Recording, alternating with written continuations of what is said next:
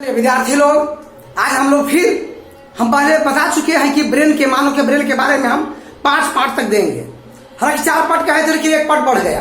5वां पार्ट में आपको हम बताएंगे कि आपको ANS यानी इसमें भी यह भी एक ब्रेन का ही भाग होता है। इसका पूरा नाम देखिए लिखा है ऑटोनोमिक नर्वस सिस्टम यानी स्वायत्त तंत्रिका तंत्र, ऑटोनोमिक नर्वस सिस्टम। अब इसमें क्या होता है, इसको ANS संक्षेप में कहते हैं। इसको पढ़ने से पहले थोड़ी सी देख लेते हैं कि हम लोग पिछले वीडियो में पार्ट नंबर 3 में ब्रेन के एक चीज छोड़ दिए थे, छूट गया था टाइम के भाव में। जैसे मेडुला ऑब्लोंगेटा, तो मेडुला ऑब्लोंगेटा के अनुप्रस्थ काटेंगे मेडुला ऑब्लोंगेटा के, तो उसमें कुछ आकृति दिखते हैं, उसका नाम नहीं बोले थे। नाम है धूसर द्रव्य है, श्वेत द्रव्य है, जिसे ग्रे एंड व्हाइट मैटर बोलते हैं, मैटर। और इसके अलावा आपको केंद्रीय नाल होता है, केंद्रीय नाल, धूसर द्रव्य, श्वेत द्रव्य, और एक होता है अग्र और पश्च श्रृंग, जो धूसर द्रव्य के आगे पीछे सिंह हॉर्न की तरह होता है। और एक और आकृति है अग्र और पश्च बीदर के नाम से जाना जाता है, यानी केंद्रीय नाल, अग्र पश्च बीदर भी बोल सकते हैं पहले, अग्र पश्च श्रृंग भी धूसर द्रव्य और श्वेत द्रव्य। धूसर द्रव्य के आगे पीछे सिंह की तरह आकृति मेडुला ऑब्लोंगेटा में होती है, इसे कहते हैं अग्र और पश्च श्रृंग। यह हुआ पार्ट नंबर यानी छूटा हुआ बात 3 का अध्ययन हो गया, या 4 में बोले थे इसको हम। याद रखिएगा कि मेडुला ऑब्लोंगेटा को अनुप्रस्थ काटती है, ट्रांसवर्स सेक्शन काटने के बाद ये आकृति दिखाई देते हैं। अब हम लोग आज की बात चलते हैं, पार्ट नंबर कितना है आपको पास दिया गया है, ANS ऑटोनोमिक नर्वस सिस्टम। इसे हम स्वायत्त तंत्रिका तंत्र भी कहते हैं। स्वायत्त तंत्रिका तंत्र 2 भाग में बटा होता है, अनुकंपी और परानुकंपी। अनुकंपी को यहां देखिए कहा जाता है, अनुकंपी को sympathetic nervous system, parasympathetic nervous system. अनुकंपी तंत्रिका तंत्र और परानुकंपी तंत्रिका तंत्र। तो ANS के अंतर्गत यानी ऑटोनोमी के अंतर्गत यह 2 तरह की सिस्टम काम करती है, अनुकंपी और परानुकंपी। अब अनुकंपी क्या करता है, यहां पर हम ध्यान देते हैं कि अनुकंपी के भी 2 कार्य है और परानुकंपी के भी 2 कार्य है। अनुकंपी का पहला कार्य देखिए 2 कार्य में बांटा गया है, यहां पर साफ साफ दिखाई दे रहा है, 2 हम कार्य अपन लिखे हैं। तो पहला में क्या है कि जिसे कहते हैं नस, हृदय और पेशी। नस, हृदय और पेशी, अंग्रेजी में बोलेंगे ब्लड वेसल्स। माने नस होता है 2 तरह के, धमनियों से आया, आर्टरीज एंड वेन्स। तो नस और हृदय, हार्ट हुआ, पेशी मसल्स हुए, इंग्लिश में भी याद आप कर सकते हैं। तो blood vessels, heart and muscles, ये को क्या करता है कि तीनों को संकुचित करता है। अनुकंपी संकुचित माने सिकुड़ाता है, इसको ये कोशिश करता है कि जहां तक के सिकुड़ जाए। नस सिकुड़ेगा तो बीपी बढ़ जाएगा, क्योंकि ब्लड भागने का जगह नहीं मिलेगा। हृदय में संकुचन आता है तो ये भी बल लगाएगा, और पेशी में संकुचन आती है, तो तीनों में संकुचन का काम करता है अनुकंपी तंत्रिका तंत्र, सिंपैथेटिक आपको नर्वस सिस्टम। ठीक इसका उल्टा काम करेगा पैरासिम्पैथेटिक नर्वस सिस्टम। पर अनुकंपी ठीक इसका उल्टा काम करता है, जिससे क्या करेगा कि नस यानी ब्लड वेसल्स, हृदय यानी हार्ट, और एक है यहां पर दिया गया है पेशी, इनमें संकुचन नहीं आता है, जबकि इनका ही प्रसार करता है, फैलाता है। प्रसार करेगा, फैलाएगा। ये दोनों का अलग अलग कार्य हो गए। लेकिन दूसरे सिस्टम में हमारा आते हैं, देखिए पहला सिस्टम है नस, हृदय, पेशी को संकुचित करेगा कौन, अनुकंपी। इनमें आएंगे नस, हृदय और पेशी को प्रसार करेगा कौन, परानुकंपी। अब इसके बाद हम लोग चलते हैं नंबर 2 में, यूरिनरी ब्लैडर। यूरिनरी ब्लैडर यानी इसे मूत्र की थैली भी कहते हैं, या फिर कर सकते हैं आंख की पुतली। आंख की पुतली जो नेत्र में होती है, आंख की पुतली देखिए, यूरिनरी ब्लैडर में होता है मूत्र की थैली, और एक है पुतली जो नेत्र में पाई जाती है।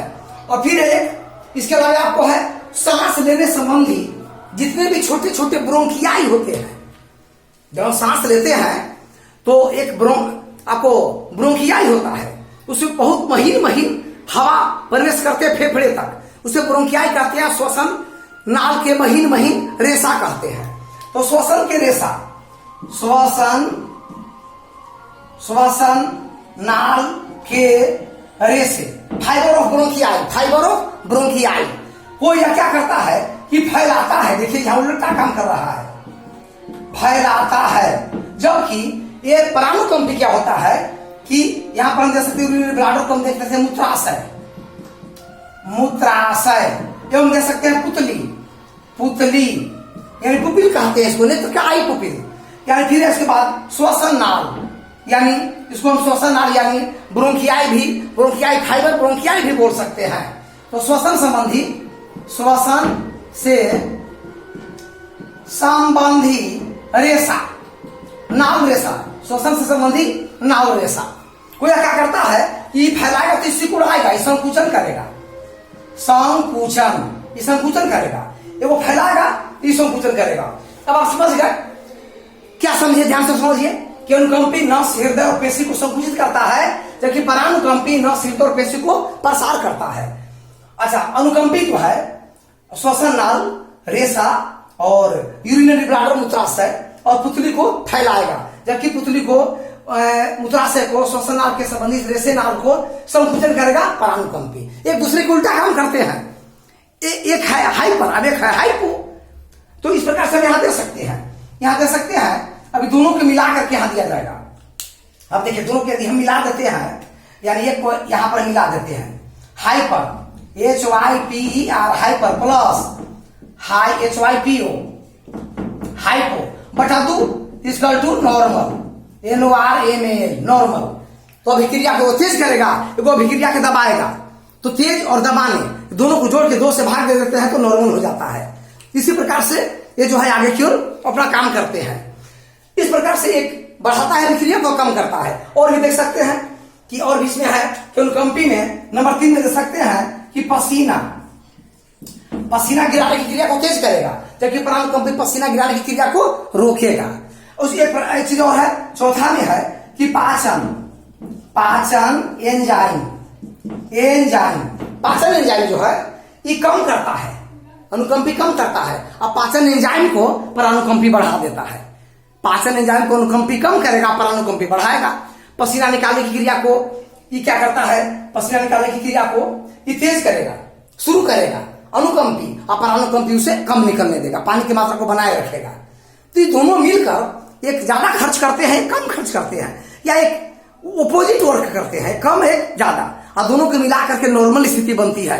अगर इसमें से कोई एक रहे तो प्रतिकूल स्थिति बन जाएगा। मान लिया कि परानुकंपी काम न करे तो न हृदय पेशी सुपूर्ति चली जाएगी, आदमी का शरीर नष्ट हो जाएगा, या फिर ये काम नहीं ये काम करता है फैलते चला जाएगा, ये भी नष्ट कर देगा। तो दोनों मिला करके खींचता इधर से किधर से, और दोनों नॉर्मल कर देते हैं। इसे कहते हैं अनुकंपी और परानुकंपी। एएनएस सिस्टम यानी ऑटोनोमिक नर्वस सिस्टम, यहाँ पर 2 क्षेत्र है आपको, अनुकंपी और परानुकंपी तंत्रिका तंत्र। इसे हम sympathetic nervous system and parasympathetic nervous system के नाम से डिफिनेशन या डिफाइन कर दिए हम। अब इसके बाद एक चीज और समझ लेना है कि प्रकृति के दिमाग तो हर प्रकार के प्राणियों में दिया है।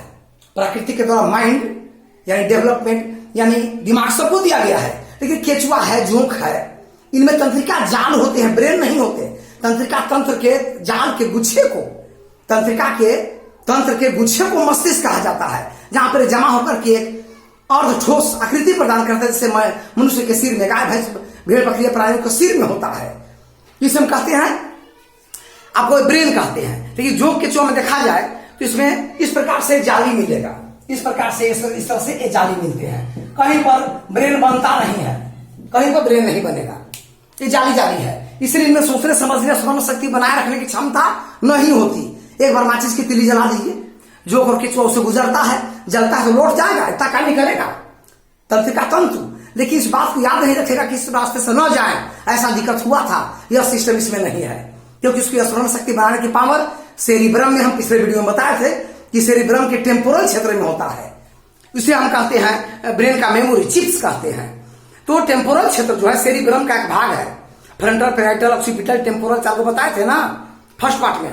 तो टेम्पोरल इसमें नहीं होता, क्योंकि मस्तिष्क से गुच्छा के रूप में है ही नहीं। देखिए आदमी को क्या है कि आप रास्ते में जा रहे हैं, कहीं गिर गए, चोट लग गया, तो आपको कई दिनों तक याद रहता है कि यहाँ पर ऐसा जगह था कि हम गिर गए थे, या और सारी बातें दुनिया भर की जो तमाम आपके जीवन में यादगार की एक निशानी हो जाती है, यादगार बना रहता है सब दिन। तो यह टेम्पोरल के कारण, सेरिब्रम के कारण होता है, जो इनमें नहीं होता। इस तरह से दिमाग की बनावट भिन्न भिन्न है, लेकिन वो लोग भी अपना काम कर रहे हैं। तो हम लोग यहाँ पर आज पार्ट्स, ह्यूमन ब्रेन पार्ट्स 5 में एएनएस के बारे में समझे हैं। ये भी एक ब्रेन का पार्ट्स होता है। इसमें विद्युत की तरह गति करती है। सूचनाएं बतेबे किए थे 300 किलोमीटर प्रति घंटा की दर से चुट्टी काटने के बाद यहाँ ब्रेन तक आएगा, ब्रेन से यहाँ तक जाएगा। और ये जो है आपको ये करता है, अभिक्रिया को तेज करता है, दबाता है और दोनों मिलाकर नॉर्मल करते हैं। तो इस तरह से इनके द्वारा किए गए सूचनाओं को, एएनएस पीएनएस के द्वारा दिए गए सूचनाओं को, लेन देन को हम आवेग कहते हैं, आवेग के नाम से जाना जाता है। चलिए, हुआ ब्रेन का अध्ययन। अगली बार हम वीडियो के साथ मिलेंगे। धन्यवाद। लाइक सब्सक्राइब करते रहिए।